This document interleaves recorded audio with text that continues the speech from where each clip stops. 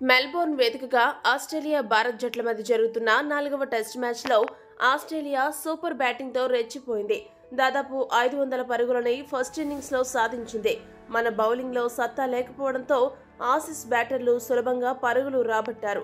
అయితే ఈ test match కోసం టీమిండియా 2 స్పిన్నర్లతో బరిలోకి దిగింది. ఈ విషయాన్ని రిటైర్ అయిన అశ్విన్కి లింక్ చేస్తూ టీమిండియా మాజీ కోచ్ రవిశాస్త్రి కీలక వ్యాఖ్యలు చేశాడు. రవిశాస్త్రి ఏమన్నాడంటే, మెల్బోర్న్ టెస్ట్ కోసం తుది జట్టు నుండి శుభ్మన్ గిల్ను పక్కన పెట్టేయడం సాహసోపేతమైన నిర్ణయం. నితీష్ రెడ్డి, వాషింగ్టన్ సుందర్ ఎంపిక కూడా క్లిష్టమైనదే. వారిపై నమ్మకంతో మేనేజ్మెంట్ ఈ నిర్ణయం తీసుకుంది. ఇప్పటికే జట్టులో రవీంద్ర జడేజా ఉన్నాడు.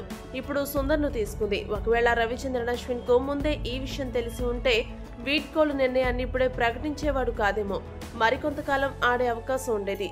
అయినా అశ్విన్ రిటైర్ అయిన రోజే పిచ్ ని చూసి ఎంతమంది స్పిన్నర్లు ఉండాలో డిసైడ్ చేస్తామని రోహిత్ చెప్పాడు.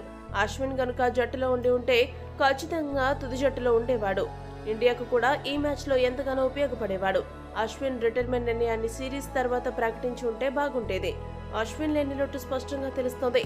కీలక సమయంలో అతడు లేకపోవడంతో ఇండియా నష్టపోతూ ఉంది.